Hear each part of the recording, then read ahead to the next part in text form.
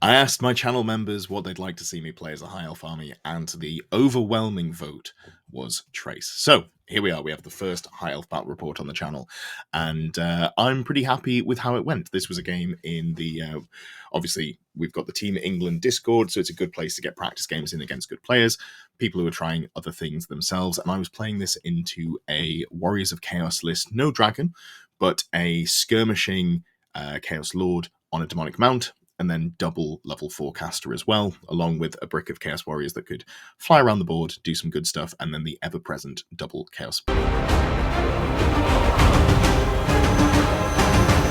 Obviously, right now we haven't got the new High Elves on any of the army builders. Absolutely fine. So I've just written this manually, put it into a screen here so you can see. Starting off, we have got a Dragon Prince. I think the Star Dragon is probably going to remain pivotal for High Elf builds. If you're going Seaguard, obviously you've got to try something else. But I think here we're going to go for the Dragon. Kept it pretty cheap because I had to squeeze points in for other things. But I'm reasonably happy with how this plays. So we've gone for a General Star Dragon Prince. Great weapon. I'm a big fan of a great weapon over a lance because a lot of the time you end up in protracted combats. I've gone for Seed of Rebirth, Talisman of Protection, and Pure of Heart. Seed of Rebirth gives you a 5-up regen. Talisman of Protection gives you a 5-up ward. So even though you're going to be using, you've only got a 4-up armor save in combat, you've got a 4-up, then a 5-up, then a 5-up. So you're pretty well protected, and I'm not too concerned about falling over. I think the additional damage from the great weapon is worth going. You can notice that I haven't got the Dragon Helm on this character, and that is because I put it on the Noble. So the Noble is the Battle Standard Bearer with the Banner of Resilience, giving me +1 toughness for the Chariot character and the model there. As I say, Chariot, on a Tyrannok Chariot, a light chariot, so I can still bunker it into a unit, but it gives me a good amount of defense there as well. And I've gone Seed of Rebirth, Dragon Helm, and Pure of Heart. So Pure of Heart gives me a pseudo general aura for my leadership 9, and it also auto passes panic, which is just nice to have. Equipped with a great weapon as well, so you can do a little bit of output there. And this means that the unit that it's attached to, which is going to be the White Lions, get up to that toughness 4, which is quite nice. Archmage as well, bunkered in the same unit. I've given them the Silvery Wand for a 5th spell known, Battle Magic, because I think that probably makes the most sense for the Death Star we've got, and then Seed Rebirth, 5-up ward. Just a solid character. We're here to put some buffs down, potentially double move, potentially throw out some range damage if I'm playing against a fast army that's going to, try to run circles around me. And that takes up almost 1,000 points in characters. Into core, the main reason to take this detachment, we've got a brick of the White Lions of Trace, and we've gone for a unit of 20. We've given them the Veteran rule. I think Veteran is probably solid, worth having even with Pure Heart in there. Given the Guardian, the unit champion, the Loremaster Cloak, to give them a 4 ward save against magical attacks, and they've got the War Banner and Musician. War Banner was fine. I might play around with the banner that I've put on them. I'm not 100% sure how I feel about this. It makes up for the fact that they're open order instead of close order, so maybe something that I tweak, but for now, left it with the +1 combat res. 2 units of Chracian Woodsmen, so they've got the Warbows, and remember they are Strength 4, so they're shooting a single shot at Strength 4 each. They've got the Great Blades, Heavy Armor, Lion Cloaks, and Scouts. This means that against incidental incoming firepower like Javelins or Short Bows, anything like that, you're going to be up to a 4-up save, which is quite nice when comboed with your -1 to be hit. And Scouts as well. I didn't end up using Scouts in this game, but having the flexibility there to be able to deploy behind your opponent is really solid, I think. Into rare, I had 2 units of Sisters of Avalon. I had some spare points. Normally I'd go with multiples of 4, so I had 2 units of 8, but I just had 60 odd points to spend, so chuck those in here. And I've got 1 unit of 10 with a High Sister and the Ruby Ring of Ruin, and 1 unit of 10 with no upgrades.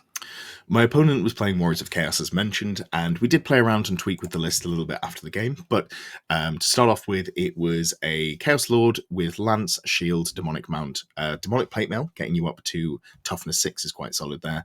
2 Favors of the Gods, Crown of Everlasting Conquest, getting that regen save as well, so it's a really tanky character, Mark of Undivided. And then there was 2 Sorcerer Lords, both of them level 4, one with Battle Magic, one with Demonology. The Battle Magic is Marcus Inch. My opponent had Spell Familiar on both the casters, Infernal Puppet on one of the level 4s, and then a Favor of the Gods on both of them. So this is a really dominant magic phase, and the idea is that you're able to shut down your opponent and have sort of of magic phase supremacy. The level 4 Demonology caster is on a Chaos Chariot as well, because you can get Demonic Vessel, which gives you +1 strength attacks and AP, and with the amount of models on a chariot, that can actually be fairly nasty.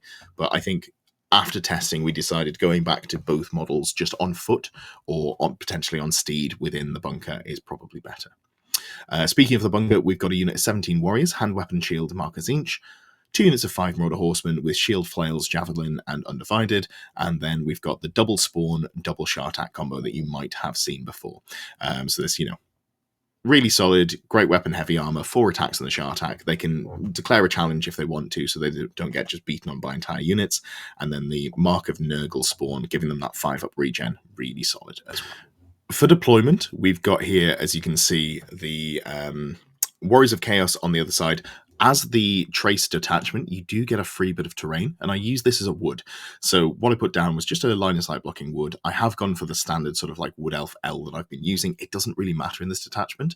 I more just wanted something to block off a section of the board to try and force my opponent to play more over to the left-hand side from my perspective, which did work nicely. So this wood here on the top right, up next to the building, is just covering my right flank, because I don't really want to get swept and have the Death Star be surrounded on sides. That's difficult to play around with. So I only had 6 drops. I decided not to use my scouts, so I did just put the units marked as Shadow Warriors are the Chracian Woodsmen. So I put both units of Woodsmen down just as normal drops. I put the Sisters of Avalon down as well, just trying to get as much shooting as possible. But playing against Warriors of Chaos, you know that they're going to be full sending towards you, so you know that they're probably going to catch your easier to kill stuff quite quickly. In retrospect, what I probably should have done is gone this unit Shadow Warriors more over to the left, this unit of Sisters more central, and just make it harder for my opponent to get in and catch me. I don't want him to be able to hit me with, into all 4 units. Elves are really squishy. Elves are really expensive. Given that I've got, I think, about 650 points, if not more, tied up in the 4 units of Skirmishing Elves, I really did want to make it harder for him to get the points. And that's, I think, the big deployment mistake that I made. Everything else was fine. I've got the Death Star back here. The Chaos Warriors actually did have the Taskmaster's Whip. So when I was deploying this unit, I realized it was going to be impossible for me to get out of range of casting, blue fire. But they do have a 4 ward save, so I decided it wasn't too much of a problem. And I just put them back here in a safe spot, bunkered, protected by the dragon, but give me a lot of flexibility. I've got Arcane Urgency, so as long as I'm not within range of the Sorcerer Lord, I can theoretically move this unit 20 inches, which is a lot of strength in the unit there. My opponent deployed a spawn on the right flank and a spawn in the center.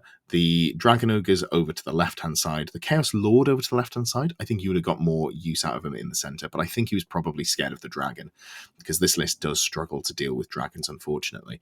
And then we've got the Warriors and Sorcerers both in the center here. One is inside the unit of Chaos Warriors, and one is the Chariot.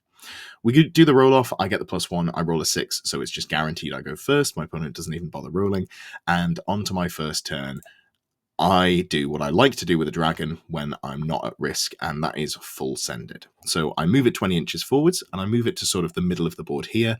So even if I fail my Arcane Urgency, I've got a decent enough position. Maybe I get the Giant Born, or I can catch into one of these 2 units. But I make sure to move my Death Star up here, march them up 10 inches. They're out of range of the Infernal Puppet. They're out of range of Dispel range. Use my cast my Arcane Urgency, fail it on the first cast, use my Lilith's Blessing to get the reroll, get Arcane Urgency off, and I just put them 1 inch away from both models here. What I've done is I've made it so that you can't wheel out of range. In retrospect, maybe it would have been better to just fully commit more to one of the units, but I'm not sure. I think this worked out reasonably well for me. So I'm sat here blocking both of these units from wheeling away. So the only way they can get out is to move backwards or sideways, or, reform on the spot, turn 90 degrees, something like that, and then really rely on the Arcane Urgency. So I was happy with my positioning here, meant that I was probably going to get into one of them on my turn 2. Most other things just sort of moved up. The Death Star marched up so they were in range to cast. This unit of Chracian Woodsmen walked forward so they could put shots into the Marauder Horsemen, and this unit of Chracian Woodsmen on the right-hand flank just ran away, basically. There was, there's a giant spawn over there. I'm pretty happy to just spend time not getting close to them. Other than that, nice easy turn. I put some shots out. The Chracian Woodsman kill one Marauder Horseman. The Sisters of Avalon put 2 wounds into the Shartak on the left-hand flank from my perspective, and this unit of Sisters puts a single wound into the Giant Spawn there as well. And that's, a fine turn 1. I'm very happy with how that goes. On to my opponent's turn 1, and oh look, Warriors of Chaos. They're Warriors of Chaos full send forwards, as you would expect. So we do a little bit of talking. We spend a while working out whether there's any way for my opponent to really get out of the position I've put them in, where, I'm going to charge one of their casters with a dragon. There was a way to do it. The only way we could work out was if the chariot moved sideways here, and then the battle magic caster that was inside the unit of warriors stepped out of the warriors so it could arcane urgency and give the chariot a second move. But he didn't want to leave the sorcerer on its own, which I think is correct. I think he decided that he was just going to have to leave the chariot there to, meet its fate or try and tie me up as much as possible. It did roll toughness on its Gaze of the Gods table for this turn. So between that and Demonic Vessel, there was a chance that it could have got in and been, really hard to remove, but he failed to cast Demonic Vigor, decided he didn't want to charge the dragon, and which is correct. You want to make me have to spend my turns dealing with you. If he charged me and I killed it, I could have just turned around and charged this unit of warriors in the back, or even if I just won combat and tested to restrain, I could have potentially got a very back-breaking charge off. So a lot of full send with everything apart from the dragon. This unit here, you can see, had Steed of Shadows cast on them and Oaken Shield, so they're just, flying over the top of the dragon without a worry, without a care. And given that they've got a 12-inch move, what that means is the caster does kill 8 of the 10 Sisters of Avalon here, which is a very expensive unit to have some damage taken. On to my turn 2, I do what I've been positioning to threaten. I try and cast some spells. I try and cast Oaken Shield with the Archmage inside of the unit here. I do manage to get it off on 11, but my opponent dispels it. It's difficult to get spells off when you've got, Infernal Puppet. And other than that, I just try and get out of charge ranges.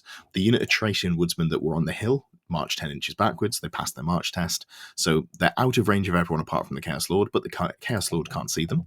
The 2 Sisters of Avalon here march over to the right, just trying to get out of range again.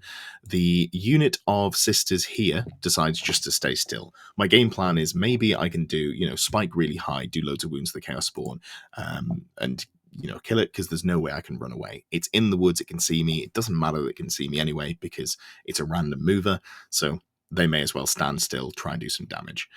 On the right-hand flank, from my perspective, this unit of Chracian Woodsmen here just moves around so they can all see comfortably into the gigantic spawn. Again, doubling down on my plan to try and catch it, try and kill it.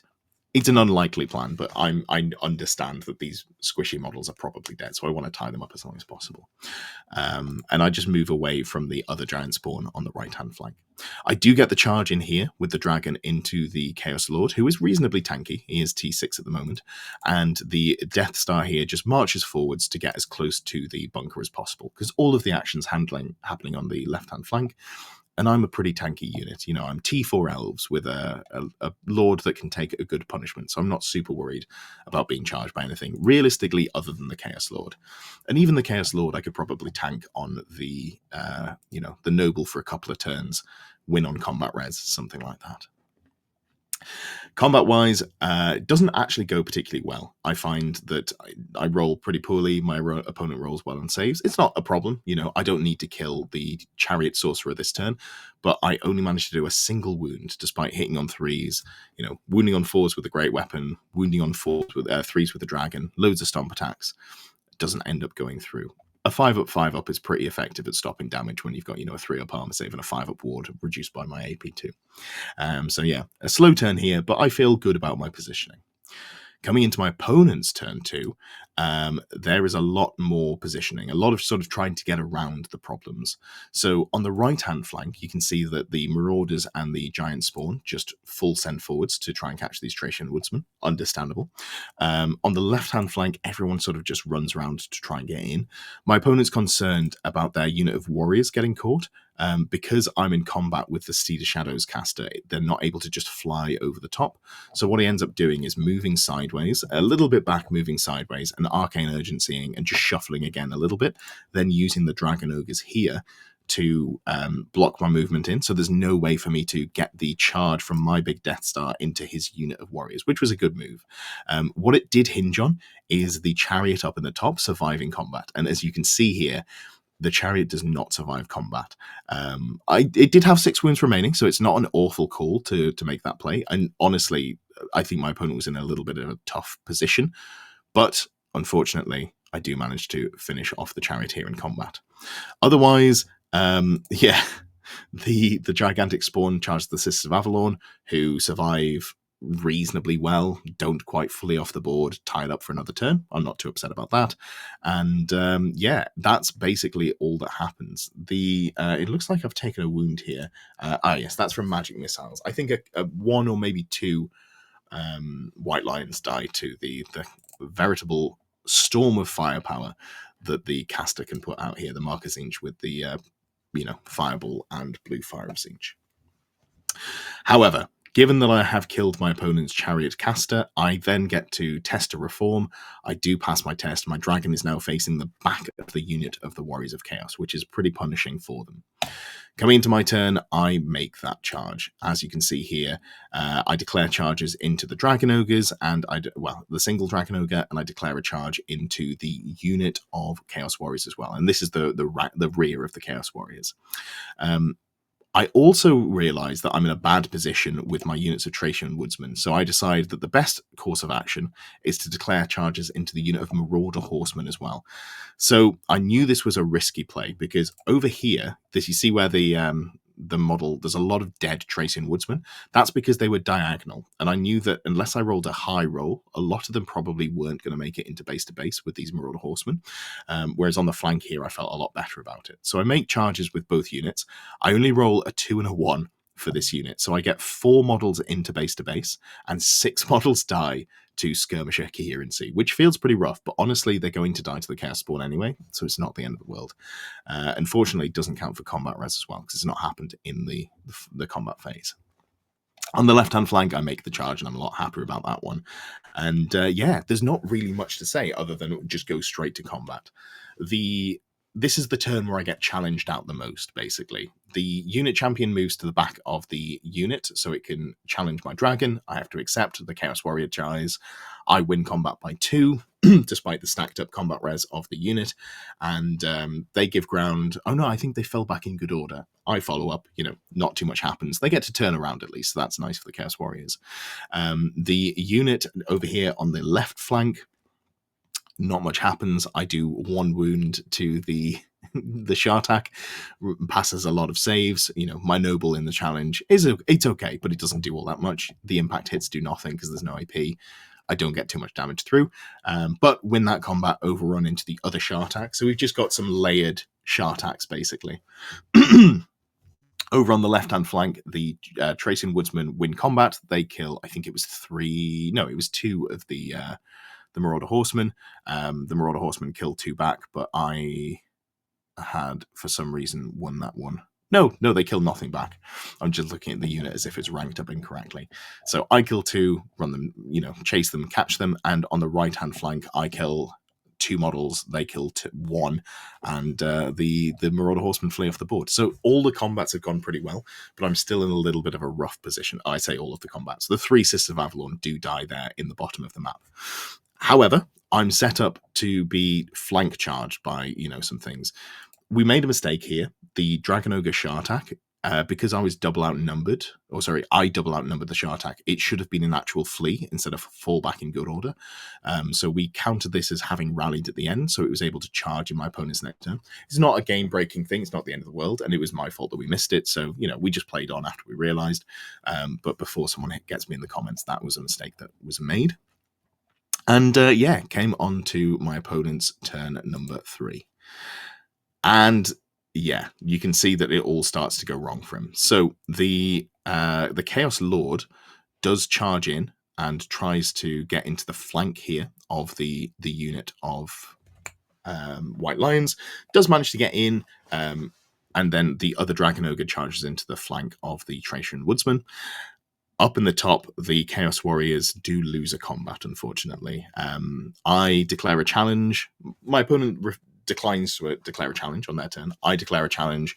The Sorcerer has the choice. Either accept and probably die, but hopefully I win, my opponent wins on combat res, or refuse, go to the back of the unit, lose the ward save, at which point you're definitely losing and probably the unit gets run down. So not a great bargain to have to make. My opponent does accept with the Sorcerer, which I think in retrospect I still agree with, but between the combat res that I bring and the terror causing does end up fleeing instead of falling back in good order or giving ground. I chase them down and hit them. And at this point, the game is not quite over, but it's looking very strong for me. In the combat in the middle, the Chaos Lord in the flank goes first and kills 4 White Lions, which is solid. Only got 5 attacks, kills 4 of them, not too shabby. And then there's a challenge between the Noble and the Shartak, and the Noble does manage to do 2 wounds to the Shartak and kill it. But with the wounds that I've done and the static combat res I have, win on combat res, I test to restrain, angle so I've got the flexibility to go wherever I need to next turn. And the combat here with the Woodsman and the Shartak. The Shartak's whiffs, honestly. I think it does 2 wounds when it probably should have done a lot more. I do 2 wounds into the Marauder Horseman. I don't have a flank because I'm a skirmisher. So yeah, there we go. Tied combat. I really should be paying for musicians on these. That's an adaptation that I'll definitely be making in future games. But yeah, combats go pretty much in my way on my opponent's turn, which is always a good place to be. And coming into turn 4, this is pretty much the pivotal end of the game. I declare 2 charges. The dragon charges into the Chaos Lord, and the unit here, the big Death Star, charges into the back of the Shartak. Other than that, there's not much to say. I make my charges, I kill the Shartak. I don't kill the Chaos Lord. Honestly, I kind of whiff my rolls a little bit. It being weapon skill 8 and T6 means that the combat was weirdly closer than it should have been, given that I'm on a dragon. But that's fine. Comes into my opponent's turn number 4. I do kill the Chaos Lord. The Chaos Spawn doesn't quite make it into combat. Rolled an inch too low because it was in the woods. Losing the movement meant that it didn't make it into combat. And onto my turn number 5, I do charge into the Chaos Spawn. I do manage to get it, and we call it there for the game. So a good game, a good proof of concept for the Death Star. I was surprisingly impressed by how well the unit went. This unit survived a lot of incoming punishment. Obviously, this is a good game to test it against because I've got a 4 ward save against magic missiles. Most of the range damage is the magic missile, and there's no dragon for it to deal with. But I felt like in the conditions that it was in, it was pretty solid. It has the tools to get out if a dragon parks itself in front of me. Obviously, I can use my my movement to turn sideways and then move a little bit, then Arcane Urgency and march out of there. I've got a reasonably good chance of getting the Arcane Urgency off with Lilith's Blessing. So I feel like this is a solid Death Star, and then I've got one of the best dragons in the game. And sure, I've not got all that much damage coming from the Lord, because I'm only going for a great weapon, but I've got triple save. In combat, 4 up, 5 up, 5 up feels really solid. And I think I'm happy with how I allocated items. I think having the Dragon Helm on the BSB inside the unit feels really good. And with it being 6 wounds, 3 up armor save, and then a 5 up regen as well. Realistically, it's not going to fall over easily, and it can probably tank a dragon to a reasonable degree as well. So let me know what you think. How are you building your Chracian lists? Because I was very happy with the Death Star unit. I was happy with the characters. I was not particularly happy with the 4 units of skirmishing elves. And this is not a great test game for them, because Warriors of Chaos or Beasts of Chaos, any of those armies that have a fairly linear go forwards and smash game plan, that's where these units struggle a bit more. But I also just wasn't super in love with them. I'd like to have had something a little bit faster. Weirdly, despite them probably doing no damage, I'd have loved to have seen Illyrian Reavers, despite the fact that I couldn't take them in this detachment. So I think there's some play to be had.